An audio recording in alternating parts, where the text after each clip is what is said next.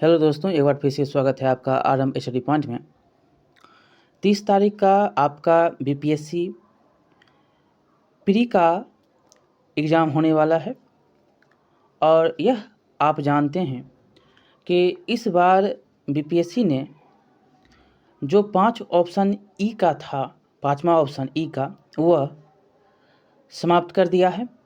अब आपके पास मात्र 4 ऑप्शन होंगे और 1/3 जो है कट ऑफ होगा।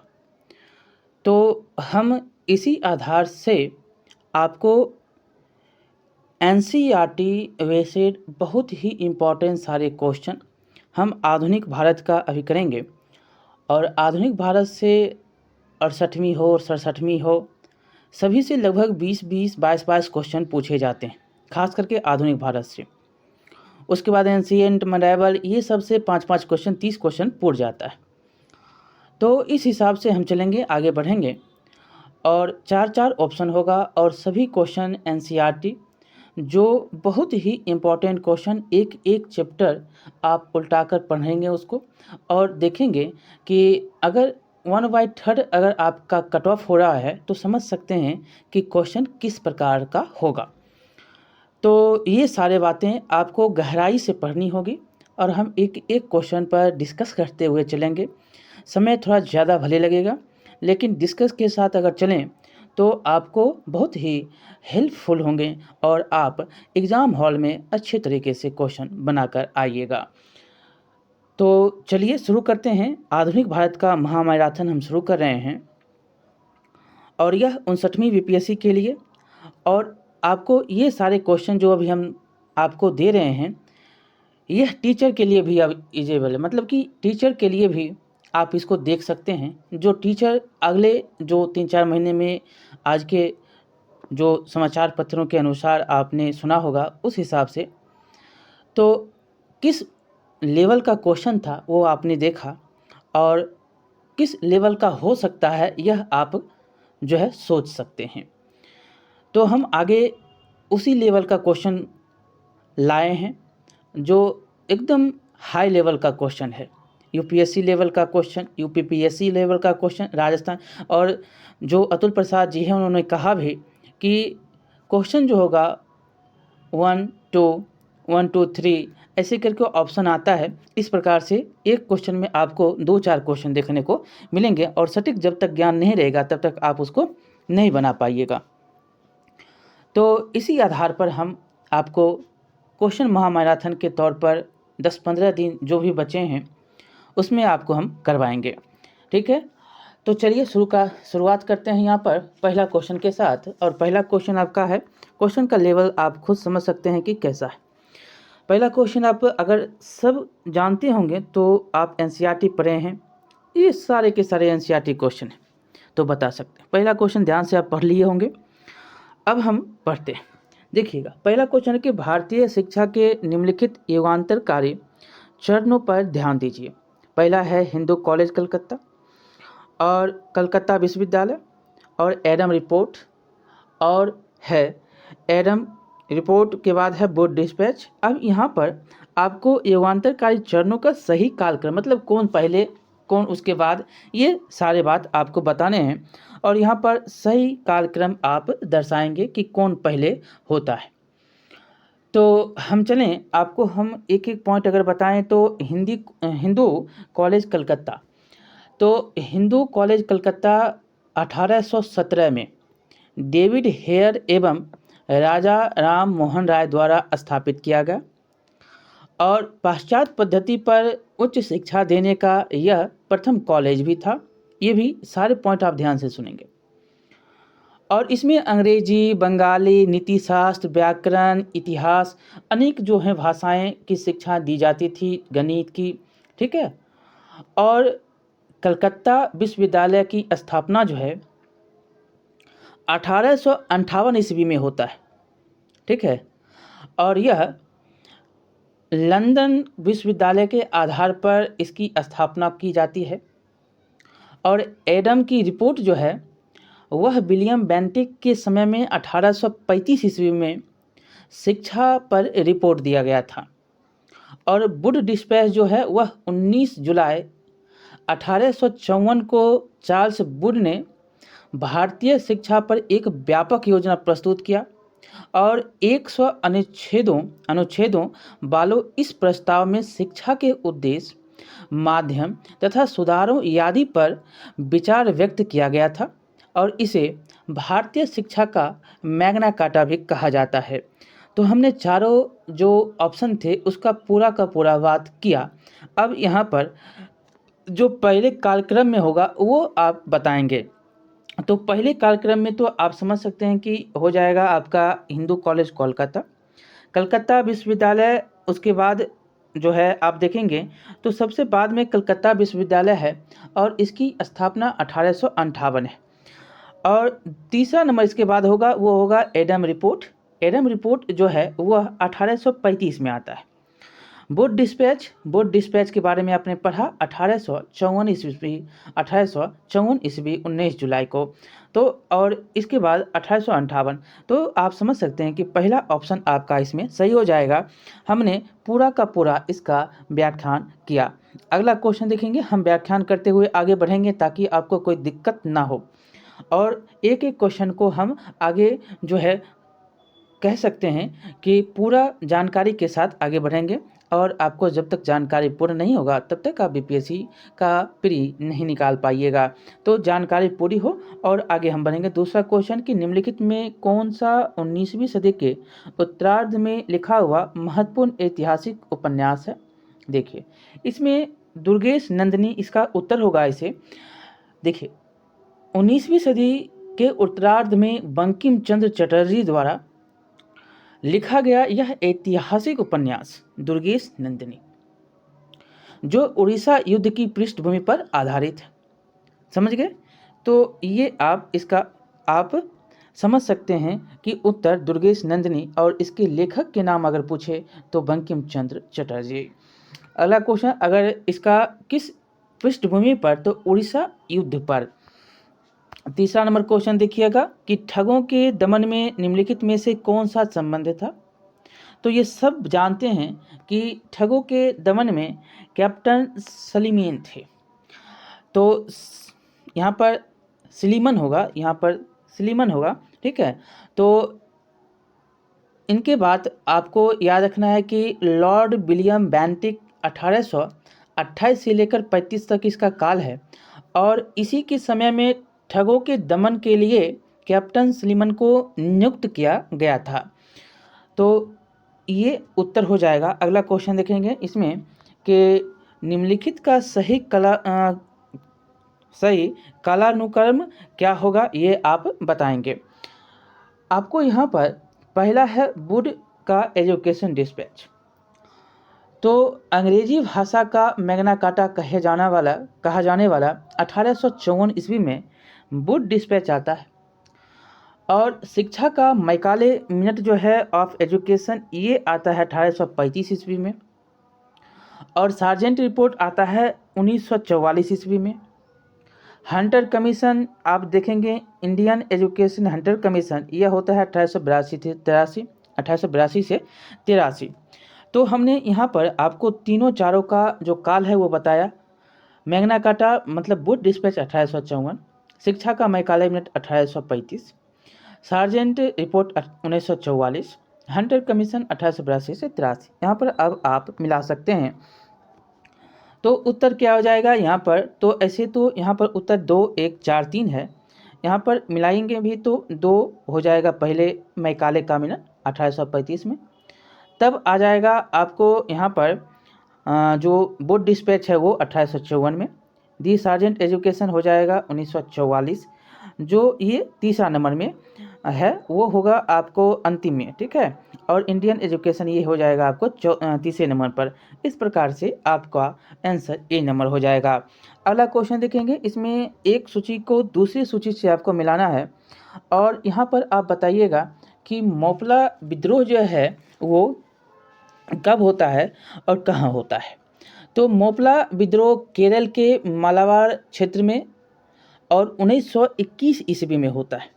पहला का पहला आपका मिला हुआ है और इसके प्रमुख नेता जो होते हैं वो अली मुसलियार होते हैं और दूसरा है पावना विद्रोह। पावना विद्रोह जो है वो बंगाल में होता है। पावना विद्रोह ये होता है बंगाल में, और यह जो है पावना जिला में, बंगाल के पावना जिला में 1870 के दशक में ये होते हैं। और इसके प्रमुख नेता के नाम अगर हम देखें तो ईशान चंद्र राय, केशव चंद्र राय और शंभूपाल, 3 का नाम याद रखेंगे। और यह पावना विद्रोह कहाँ पर है? तो बंगाल, 1870 के दशक। अब एका आंदोलन, यह होता है उत्तर प्रदेश अवध में, ठीक है, एका आंदोलन। और ये 1921 से 22 के बीच में होता है। और प्रमुख क्षेत्र देखें तो हरदोई था, बहराइच और सुल्तानपुर, वांकावरी और सीतापुर, ये सारे के सारे क्षेत्र थे। बाराबंकी था, सुल्तानपुर था, सीतापुर था, हरदोई था। प्रमुख नेता में अगर हम बात करें तो मदारपासी और सहरेब, ये 3 जो है जगहों के नाम, 4 जगहों के नाम, 2 प्रमुख नेता के नाम। समय 1921 से 22, उत्तर प्रदेश अवध, ये सारे एका आंदोलन की बात याद रखेंगे। मुंडा के बाद तो आप जानते ही हैं कि मुंडा विद्रोह जो था वो हुआ था अभी के रांची में, ठीक है, वो रांची था और यहाँ पर बिहार दिया गया है। तो उस समय जब बिहार से अलग नहीं हुआ था, उस समय यह रांची में ही था, मतलब बिहार में ही था। तो बिहार का क्वेश्चन देखेंगे और रांची का क्वेश्चन देखेंगे तो दोनों में आपको डिफरेंस अब नज़र आएंगे, पहले एक ही था। तो बिरसा मुंडा का विद्रोह जो है अब रांची आंसर इसका हो जाएगा, ठीक है, इसका अब रांची हो जाएगा। तो उत्तर आप देखेंगे यहाँ पर इस बार भी पूछा गया कि बिरसा मुंडा का विद्रोह का क्षेत्र कहाँ था, तो रांची, ठीक है। तो ये उत्तर अगर आप देखें तो 1, 3, 4, 2 है और हमने पूरा का पूरा आपको बता दिया। और रांची हमने बताया आपको, और झारखंड का जो छोटा नागपुर का क्षेत्र है उसमें इसका बिरसा मुंडा का विद्रोह है। और ख़ास करके याद रखना है कि बिरसा मुंडा इसके प्रमुख नेता होते हैं। चलिए अब हम चलेंगे अगला क्वेश्चन पर, और अगला क्वेश्चन है कि भारत में शिक्षित मध्यम वर्ग ने तो क्या किया। यहाँ पर आपको क्वेश्चन बताना है कि भारत में शिक्षित मध्यम वर्ग 1857 में, इसका पूरा व्याख्यान आप पढ़े होंगे क्या होता है। तो 1857 में शिक्षित मध्यम वर्ग जो था वह विद्रोह से क्या हुआ, तटस्थ बनाए रखा, मतलब ना इधर है ना उधर है, बीच में अटके हुए। तो ये समझना है आपको कि इसमें जो होगा वो तटस्थता बनाए रखता है जो शिक्षित मध्य वर्ग लोग होते हैं। अब हम अगला क्वेश्चन देखेंगे, ये आप एनसीईआरटी और एससीईआरटी दोनों में पढ़े हैं, 1857 भी पढ़े हैं। सारे के सारे एनसीईआरटी क्वेश्चन के हम यहाँ पर डिस्कस कर रहे हैं। एनसीईआरटी के क्वेश्चन बहुत ही इंपॉर्टेंट होते हैं, बार बार यहाँ से क्वेश्चन पूछे जाते हैं, पूछता भी यहीं से है ना। अगला है अविंद्रनाथ टैगोर, ये आप एससीईआरटी में इनके बारे में बहुत अच्छी तरीके से पढ़ा है। अविंद्रनाथ टैगोर के बनाए चित्रों को वर्गीकृत किया गया है, तो किस आधार से देखेंगे तो यह जो है वो है पुनराजीवनवादी। तो सी नंबर इसका उत्तर है। देखिए यह एक आपको अविंद्रनाथ टैगोर जो हैं पुनराजीवन आंदोलन के नेता के रूप में जाने जाते, और ये बंगाल के आधुनिक चित्रकार भी, तो इनके बारे में ये बातें याद रखनी है। अगला क्वेश्चन देखिएगा कि ब्रिटिश शासन के दौरान भारत में उद्योगों का कोई स्वतंत्र विकास नहीं हुआ, इसका कारण क्या था। तो इसका कारण हम देखें तो इसका कारण था उद्योगों का अभाव, ये नंबर इसका उत्तर हो जाएगा। हम इसका अगर व्याख्यान करें, अगर हम इसका पूरा बात जानें तो ब्रिटिश शासन के दौरान जो है भारत में उद्योगों का कोई स्वतंत्र विकास नहीं हुआ था। और इसका कारण भारत में भारी उद्योगों का अभाव भी था और भारत की संचय जो हुई वही भारतीय कुटीर उद्योग को हतोत्साहित किया करता था और अंग्रेजी शासन के चलते देसी रजवाड़े समाप्त हो गए जो इस उद्योग के सबसे बड़े खरीदार एवं संरक्षक भी थे। अपने उद्योग हेतु कच्चे माल की आवश्यकता के कारण ब्रिटेन की आर्थिक नीति भारत को कृषि प्रधान बनाए रखने की थी। ठीक है, अब हम अगला क्वेश्चन देखेंगे और यह है 9वां क्वेश्चन कि भारत में बनने वाली सर्वप्रथम फिल्म मतलब टर्की थी, तो यह कौन थी? तो आपको याद रखना है कि सबसे पहले फिल्म कौन बनता है, ये सब जानते हैं आप कि भारत में बनने वाली प्रथम टर्की फिल्म जो था वो आलम आरा था। कौन था? आलम आरा। यहाँ पर बोलने वाली फिल्म है, ये है आलम आरा। अब हम अगला क्वेश्चन देखेंगे कि अफगानिस्तान के प्रति एक जोश भरी मतलब फॉरवर्ड नीति का अनुसरण करने वाला गवर्नर कौन था? Governor general. तो ये था लॉर्ड लिटन। इसका काल जो था वो था 1876 से 80 का और लिटन जो 1876 में गवर्नर जनरल के रूप में ऑकलैंड के नक्शे कदम पर चलते हुए भारत आया और अफगान शक्ति के क्रमिक विघटन और निर्बलता को प्रभावित करने का जो है प्रस्ताव ये रखता है। तो उत्तर हो जाएगा आपका ये डी नंबर लिटन। अब हम अगला क्वेश्चन देखेंगे कि उस समय, यहाँ पर अगला क्वेश्चन है कि उस समय जब नेपोलियन की शक्ति के सामने यूरोप में साम्राज्य धाराशाही हो गए थे, नीचे लिखे गए गवर्नर जनरलों में से किस एक ने भारत में ब्रिटिश पताका फहराए रखी? तो इसका उत्तर अगर हम देखें तो आपको लॉर्ड हेस्टिंग्स के नाम आपको याद रखने हैं। यह डी नंबर इसका उत्तर हो जाएगा और इसकी बात हम पूरा व्याख्यान से करें तो 1813 से 23 तक इसका काल होता है और भारत में लॉर्ड हेस्टिंग्स की विजय आंग्ल नेपाल युद्ध जो है 1814 से लेकर 16 तक इसी के समय में, संगोली की संधि इसी के समय में 1816 में, तीसरा मराठा युद्ध 1817 से 19 इसी के समय में और मराठा संघ का विघटन बॉम्बे प्रेसिडेंसी का निर्माण 1818 में इसी के समय में लॉर्ड हेस्टिंग्स, पिंडारियों के साथ संघर्ष 1817 से 18 इसी के समय में, सिंधिया के साथ संधि 1817 में लॉर्ड हेस्टिंग्स के ही समय में, मद्रास के गवर्नर थॉमस मुंडो द्वारा रैयत बारी व्यवस्था की स्थापना 1820 में, ये भी इसी के समय में लॉर्ड हेस्टिंग्स के ही समय में। और यह सारे के सारे आपको बुक में मिल जाएंगे जो हमने अभी आपको बताया, ये एनसीईआरटी 12 क्लास में। और कुछ बातें जो पूरे के पूरे कुछ तो आप झलक देखते हैं क्लास 8 में भी, लेकिन आप आगे देखेंगे तो पूरा का पूरा व्याख्यान दिया गया है। अब हम 12 नंबर देखेंगे क्वेश्चन की निम्नलिखित कथनों में से कौन सा एक सही नहीं है। अब आपको सही नहीं खोजना है और 3 इसमें सही हैं। पहला, नील दर्पण नील की खेती करने वालों जो किसान थे, वाले किसान के शोषण पर आधारित नाटक, ये तो सब जानते हैं कि यही है नील दर्पण। दूसरा है कि घासीराम कोतवाल नाटक के लेखक का नाम विजय तेंदुलकर, आप जानते हैं, ये भी सही है।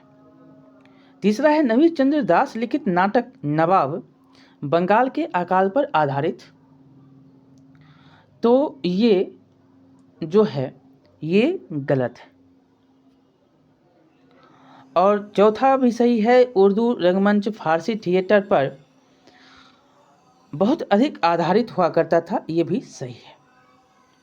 हमने आपको बताया कि घासीराम कोतवाल एक मराठी नाटक, ठीक है, और इसके लेखक विजय तेंदुलकर, और इसकी लेखनी जो होती है 1972 में। नील दर्पण भी बंगाली नाटक दीन बंधु मित्र के द्वारा लिखा गया और 1858 से 59 में यह लिखा गया था। ठीक है, गलत भी हमने बताया, सही भी बताया। अगला क्वेश्चन देखेंगे। यहाँ पर आपको सुमेलित करना है 1 और 2 पुस्तक और लेखक हैं। बीपीएससी जानते हैं आपकी पुस्तक और लेखक पर कितना जोर देता है। तो पुस्तक और लेखक की बात हम यहाँ पर करेंगे और सही जो है सुमेलित आप यहाँ पर करेंगे कि कौन सा सही है। पहला है the first Indian war of independence. क्या यह लेखन रविन्द्रनाथ टैगोर का है? यहाँ पर आपको बताने हैं। हम कूट के हिसाब से चलेंगे। कूट यहाँ पर दिया गया है, हम पूरा का पूरा आपको कूट देंगे लेकर, ठीक है। यहाँ पर एक मिनट देखिएगा कि आनंद मठ, लाइफ डिवाइन और साधना, ये किन किन के जो हैं आपको जो लेखक हैं, किन किन के पुस्तक हैं ये आपको बताने। अरविंद, बंकिम चंद्र चटर्जी, विनायक दामोदर सावरकर, ये सारे के सारे। तो हम आपको बताएं इसमें कि सबसे पहले उत्तर जो है वो क्या हो जाएगा।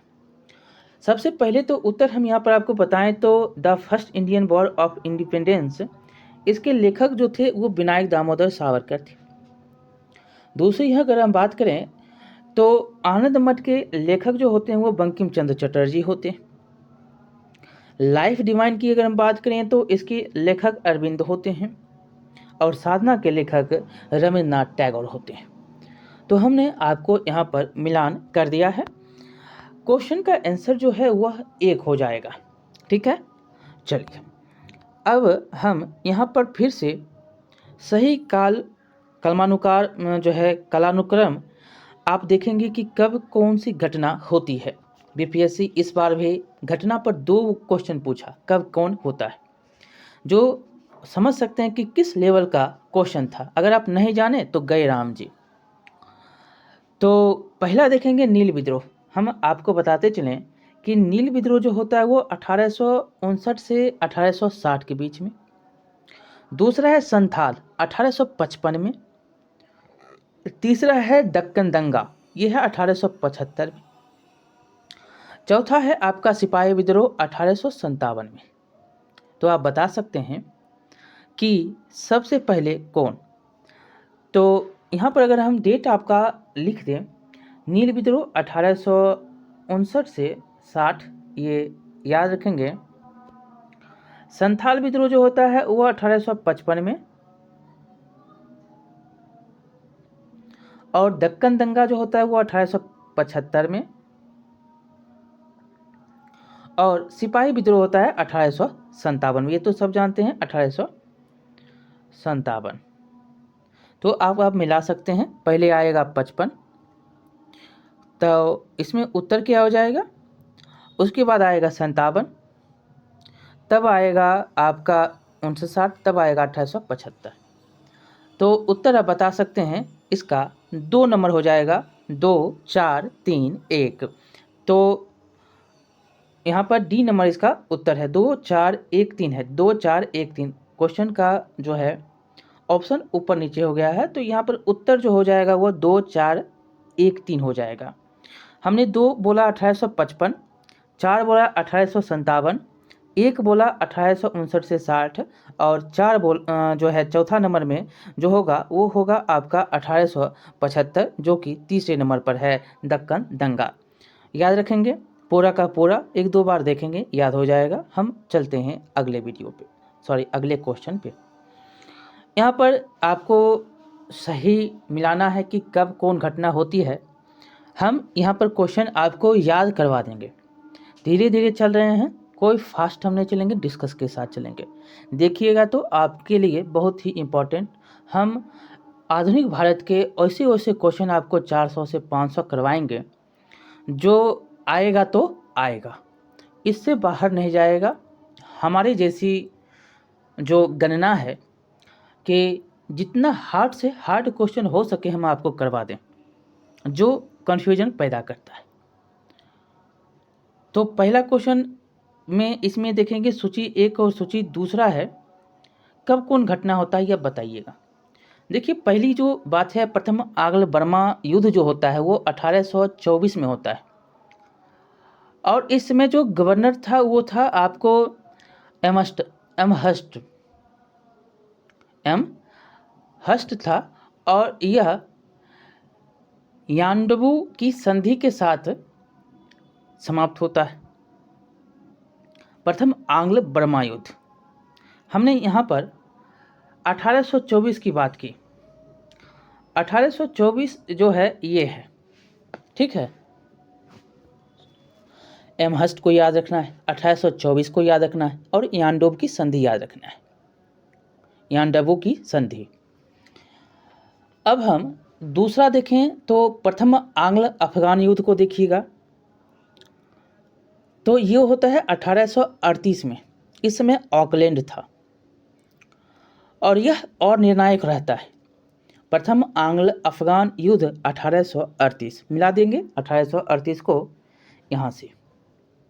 अब हम अगर तीसरा को देखें तो प्रथम आंग्ल मराठा युद्ध, ये होता है 1875 में, और इस समय वॉरेन हेस्टिंग्स था, और इसी समय होती है एक संधि, वो था सलवाई की संधि। सलवाई की संधि बहुत ही इम्पॉर्टेंट, किसके समय में कब होता है, किसके साथ होता है, ये सारे क्वेश्चन पूछे जाते हैं। हमने 4 के 4 यहाँ पर क्वेश्चन बनते हैं, चारों बताया। प्रथम आंग्ल मराठा युद्ध 1875, 2 इसमें क्वेश्चन बनेगा। तीसरा इसमें वॉरेन हेस्टिंग्स था, और चौथा सलवाई की संधि होती है। तो ये 1775 लगाएंगे।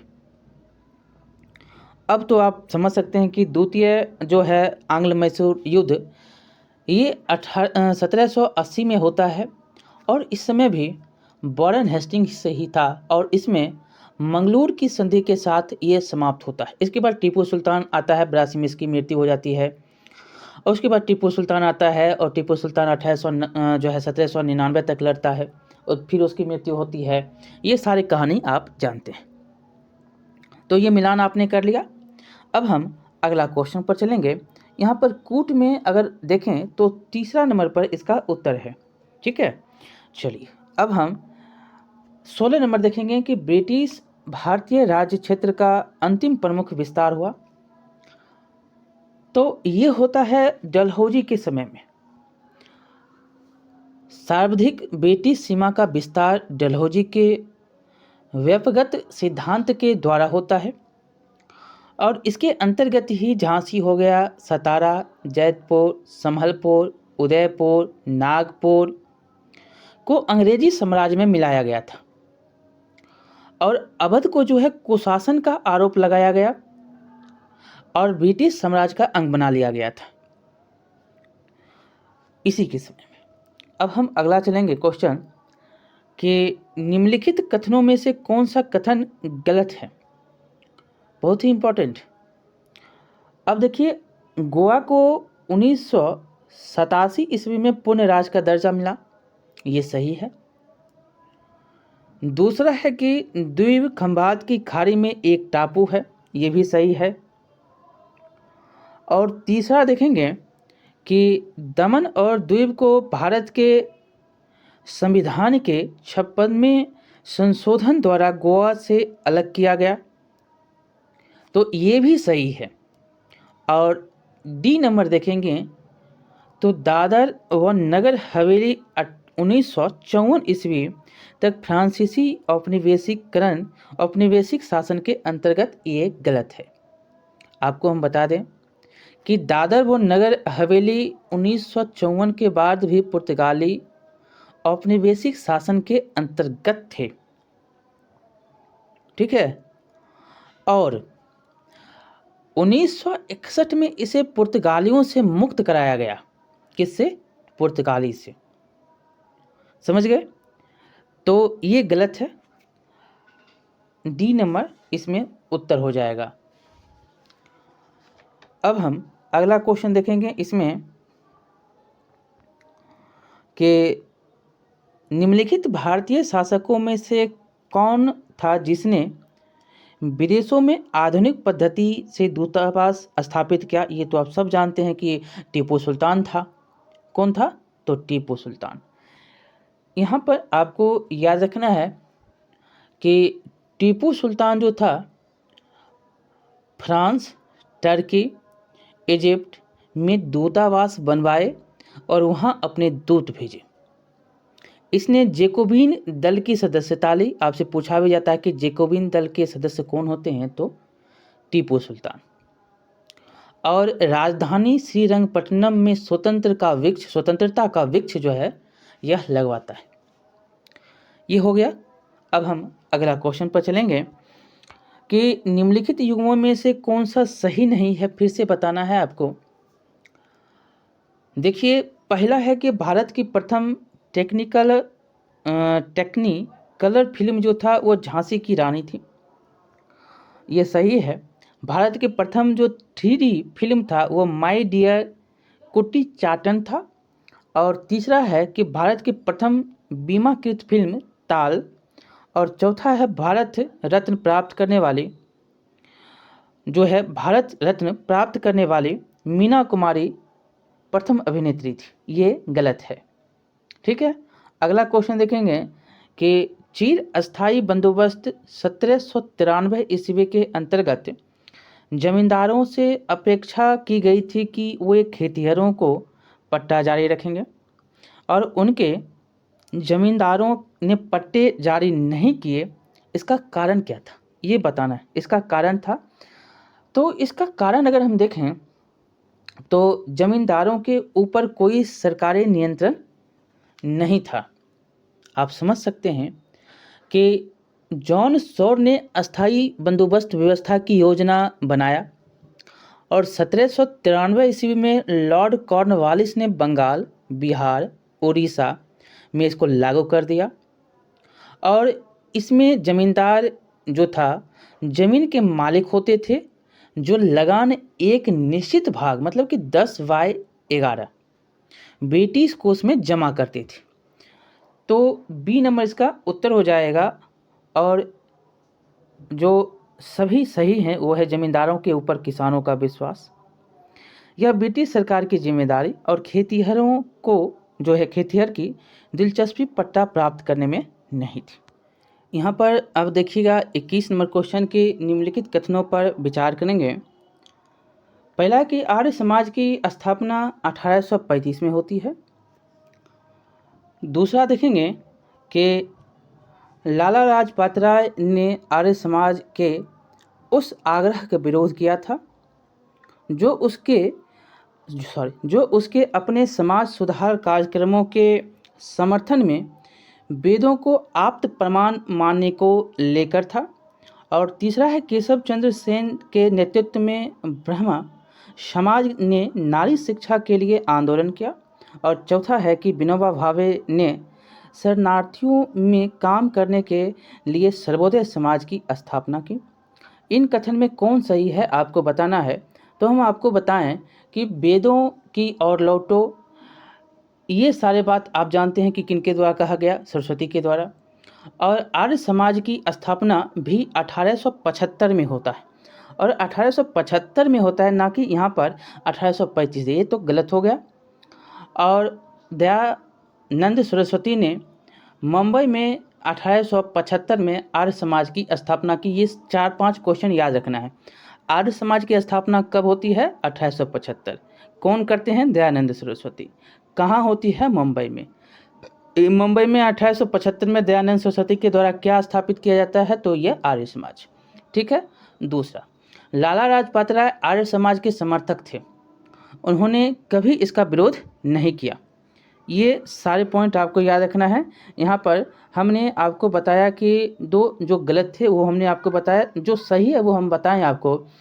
तो इसका उत्तर जो है वो 3 और 4 हो जाएगा। 3 और 4 मतलब कि केशव चंद्र सेन वाला ब्रह्म समाज का और विनोबा भावे वाला, ये दोनों जो है इसमें आपको सही हो जाएगा। और 2 जो था गलत, हमने गलत का सही उत्तर भी दिया आपको, लाला लाजपत राय और आर्य समाज की स्थापना 1875। तो इस प्रकार से जो मात्र 2 सही है वो है आपका 3 और 4 कि केशव चंद्र सेन के नेतृत्व में ब्रह्म समाज ने नारी शिक्षा के लिए आंदोलन चलाया। और चौथा है कि विनोबा भावे ने शरणार्थियों में काम करने के लिए सर्वोदय समाज की स्थापना की। ये दोनों कथन सही हैं। यहाँ पर अब 22 नंबर क्वेश्चन देखिएगा कि निम्नलिखित अंग्रेजों में से कौन था जिसने सर्वप्रथम भगवत गीता का अंग्रेजी में अनुवाद किया था? तो ये चार्ल्स विलिकन्स था। तो ये आपको याद रखना है। और ये तो करता है अंग्रेजी में अनुवाद, और जिसकी प्रस्तावना को गवर्नर जनरल वॉरेन हेस्टिंग्स ने लिखा था। ये भी क्वेश्चन पूछ सकता है। और विलिकन्स ने हितोपदेश का अंग्रेजी में अनुवाद किया था। इन्होंने फारसी तथा बंगला मुद्रण के लिए ढलाई के अक्षरों का आविष्कार किया। एशिया के सामाजिक तथा प्राकृतिक इतिहास, पुरातत्व संबंधी कला, विज्ञान तथा साहित्य के अध्ययन हेतु सर विलियम जोन्स ने, याद रखना विलियम जोन्स के बारे में भी, 1778 ईस्वी में एशियाटिक सोसाइटी ऑफ बंगाल की नींव डाली थी। विलियम जोन्स की बात भी याद रखेंगे।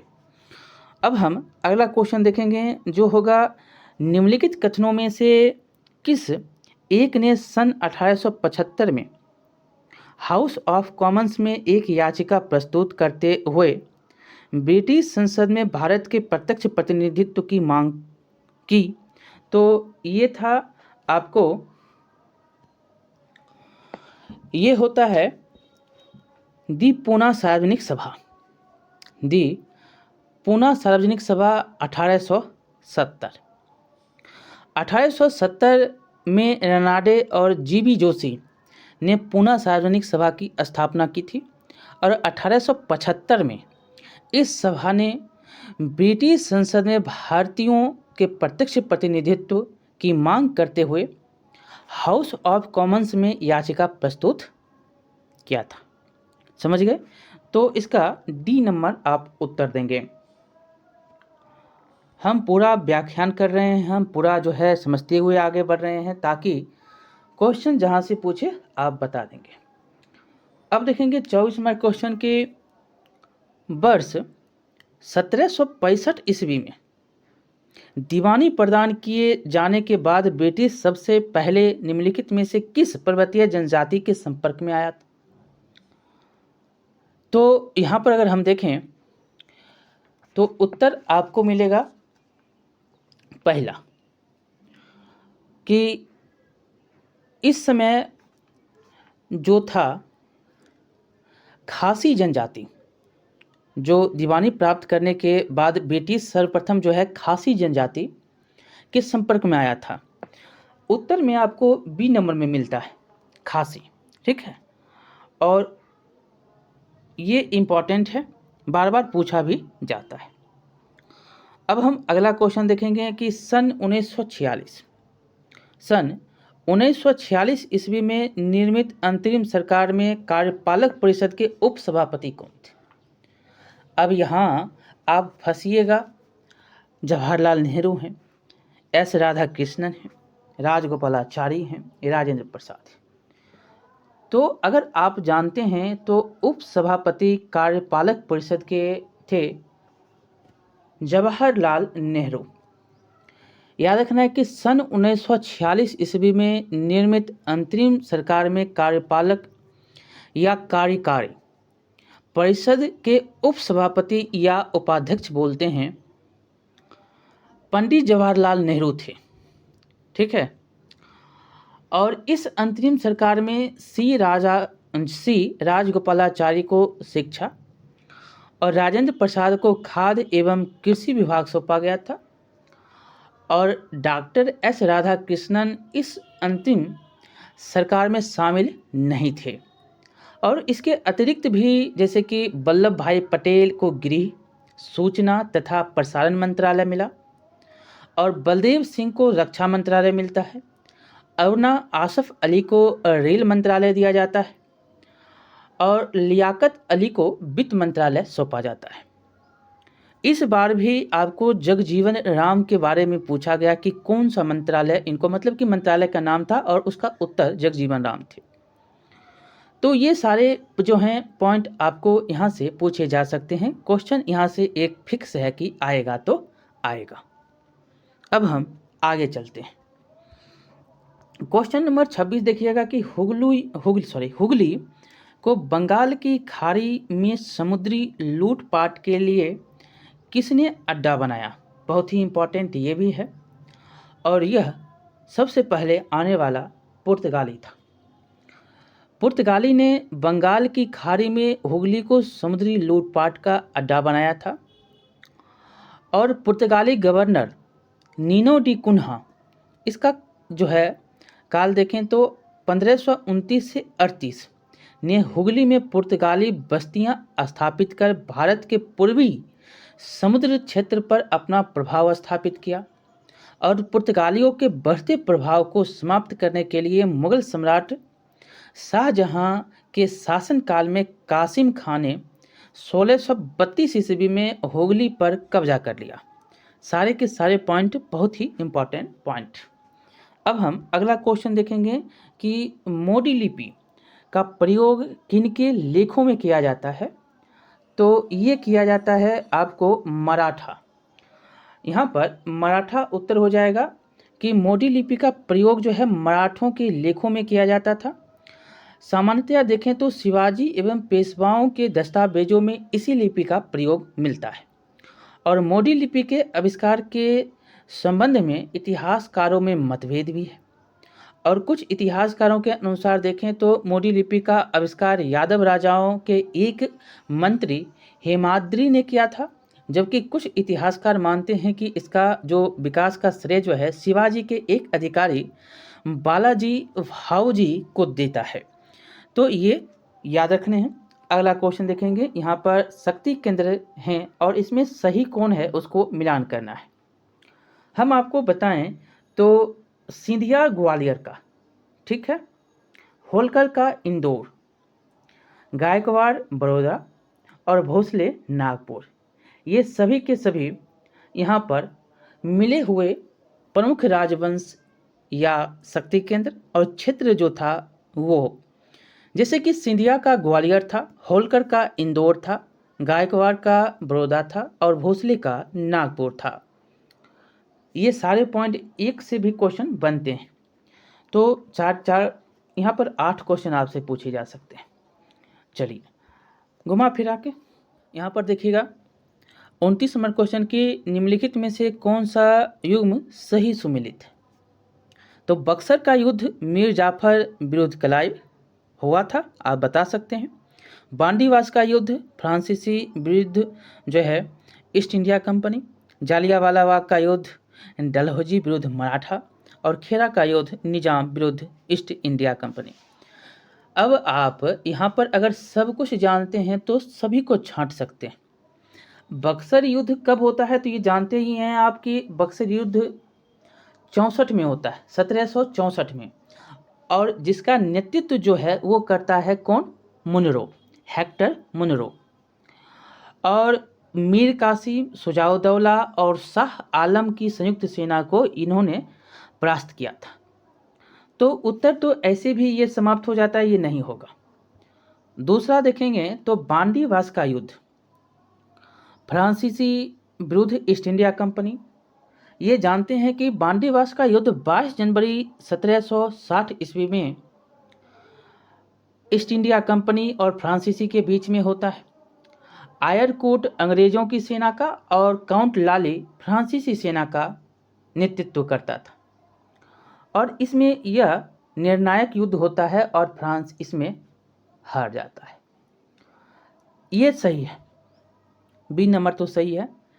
तीसरा को अगर हम देखें तो जालियांवाला बाग हत्याकांड जो है, बाग कांड कहते हैं, यह 13 अप्रैल 1919 ईस्वी को जालियांवाला बाग कांड होता है, जिसमें जनरल डायर ने सभा जो हो रही थी उस पर अंधाधुंध गोली चलाने का आदेश दे दिया और इसमें जानते हैं कि कितने लोग मारे गए।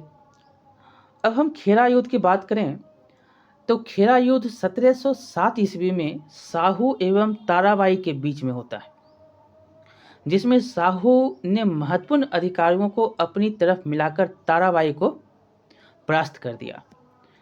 तो ये भी गलत, सही बी नंबर। अब हम अगला चलेंगे। 30 नंबर क्वेश्चन है कि जनजातीय लोगों के संबंध में आदिवासी शब्द का प्रयोग सबसे पहले, तो ये थे करने वाले सबसे पहले कौन किए थे, तो ये थे ठक्कर बाबा, ठक्कर वापा। ठीक है, ठक्कर वापा, ये आदिवासी शब्द का प्रयोग करने वाले ठक्कर वापा। इनका पूरा नाम था अमृतलाल विठल दास ठक्कर।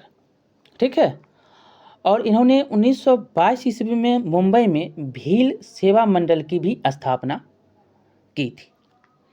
अब हम अगला क्वेश्चन देखेंगे इसमें कि एक दूसरा सूची से आपको मिलान करनी है।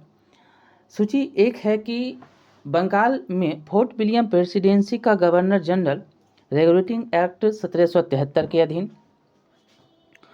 दूसरा है कि भारत का गवर्नर जनरल चार्टर एक्ट 1833 के अधीन। तीसरा है भारत का गवर्नर जनरल और वायसराय इंडियन काउंसिल एक्ट 1858 के अधीन। और चौथा है कि गवर्नर जनरल और सम्राट का प्रतिनिधित्व गवर्नमेंट ऑफ इंडिया एक्ट 1935 के अधीन। और इससे आपको मिलाना है। अगर हम इसमें देखें तो आर्किवाल्ड, पर्सिवल वावेल, विस्काउंट और अल वावेल और James Andrew brown Ramsay, Dalhousie का अल और मार्किवरा, और चार्ल्स कॉर्नवालिस का दूसरा अर्ल और पहला मार्किवरा, और गिलबर्ट जॉन इलियट मरे कॉनिमांड मिंटो का अर्ल, और पांचवा है लुईस माउंटबेटन बर्मा का अर्ल माउंटबेटन। तो इसमें उत्तर आपको बताना है कि कौन किसका मिलान है।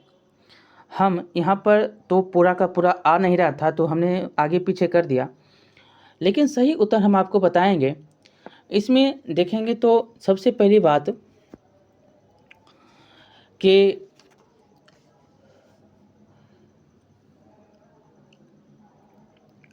पहला का उत्तर क्या हो जाएगा। पहला का उत्तर अगर हम देखें,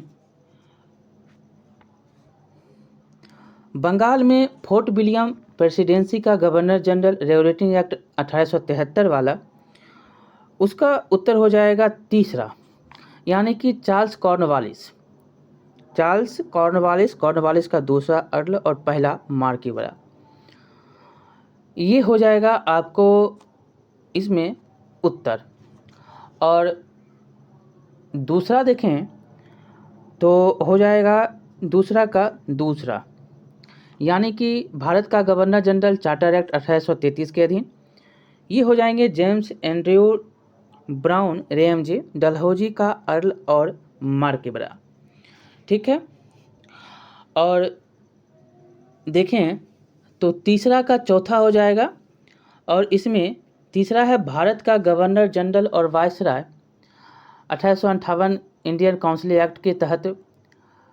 तो इसमें चौथा है आपको गिलबर्ट जॉन एलियट मरेकोनीमांड मिंटो का अर्ल, और पहला देखेंगे इसमें तो डी का पहला हो जाएगा, और गवर्नर जनरल ऑफ सम्राट का प्रतिनिधि गवर्नर ऑफ इंडिया एक्ट 1935 के अधीन, यह पहला हो जाएगा इसका आर्किवाल्ड, पर्सिवल वावेल, विस्काउंट और अल वावेल। तो इसका उत्तर हमने देखा किस प्रकार से हुआ। हम आपको बताएं कि अर्ल कॉर्नवालिस ने 12 सितंबर 1786 को पदभार संभाला और 28 अक्टूबर 1793 को पद को त्याग दिया, और मार्क्वेस कॉर्नवालिस ने 30 जुलाई 1805 को फिर पद पर वो पदभार संभालता है, और 5 अक्टूबर 1805 को अपने पद को त्याग दिया। और लॉर्ड माउंटबेटन भारत के आखिरी वायसराय भी होते हैं, ये याद रखना है।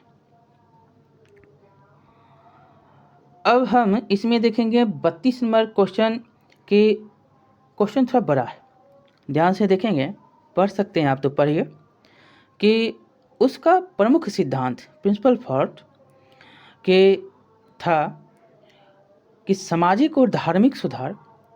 उसने सामाजिक बुराइयों के निराकरण के लिए विधान निर्माण का सहारा लिया और बाल विवाह प्रथा प्रथा के उन्मूलन के लिए अविराम परिश्रम किया। सामाजिक समस्याओं पर राष्ट्रीय स्तर पर विचार विमर्श को प्रोत्साहित करने के हेतु उसने भारतीय राष्ट्रीय सामाजिक सम्मेलन का उद्घाटन किया, जिसके अधिवेशन बहुत वर्षों तक भारतीय राष्ट्रीय कांग्रेस के साथ होते रहे। इस उदाहरण में समेकित व्यक्ति कौन होते हैं? तो ये होते हैं महादेव गोविंद रानडे। आप समझ सकते हैं कि महादेव गोविंद रानडे महाराष्ट्र के एक महान समाज सुधारक। इन्होंने इनको जो है महाराष्ट्र का सुकरात कहा जाता। इन्होंने तात्कालिक सामाजिक बुराइयों के विरुद्ध आवाज़ उठाई, बाल विवाह, प्रथा प्रथा, बहुविवाह, जाति पाति का विरोध किया। इन्होंने स्त्री शिक्षा एवं विधवा विवाह को प्रोत्साहित किया।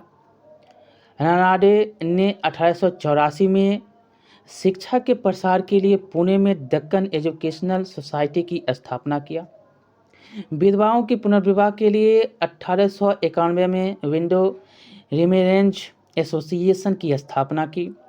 सामाजिक बुराइयों को समाप्त करने के लिए ही इन्होंने भारतीय राष्ट्रीय सामाजिक सम्मेलन की शुरुआत किया। तो ये सारे पॉइंट इनके बारे में यहाँ पर 33 नंबर क्वेश्चन देखिएगा कि निम्नलिखित में से कौन सा प्रथम यूरोपियन व्यक्ति था जिसने भू क्षेत्र अर्जित करने के उद्देश्य से भारतीय राजाओं के झगड़ों में भाग लेने की नीति आरंभ की? तो ये था डुप्ले। यहाँ पर बी नंबर होगा, ठीक है। और याद रखना है कि फ्रांसीसी गवर्नर था डुप्ले और प्रथम यूरोपीय व्यक्ति था जिसने भू क्षेत्र अर्जित करने के उद्देश्य से भारतीय शासकों के आपसी झगड़ों में भाग लेने की नीति आरंभ की और इस प्रकार उसने एक के विरोध दूसरे के साथ मुद्रा देकर व्यापार एवं अन्य लाभ प्राप्त किए। डुप्ले के इस अवधारणा कूटनीति एवं दूरदर्शिता के फलस्वरूप अंतोगत्वा जो यूरोपीय लोग थे, अंग्रेज थे, वो भारत पर विजय जो है कर पाए, सफल हो पाए इसी के कारण। तो इस प्रकार से 33 क्वेश्चन हमने पूरा डिस्कस के साथ किया।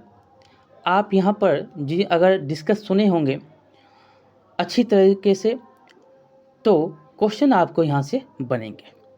बहुत बहुत धन्यवाद। लाइक शेयर सब्सक्राइब करिएगा। मिलते हैं दूसरे पार्ट में। हम आधुनिक भारत का एक एक क्वेश्चन 400 से 500 करवाएंगे और पूरा डिस्कस के साथ करवाएंगे और यहाँ से क्वेश्चन फिक्स है आएगा। बहुत बहुत धन्यवाद।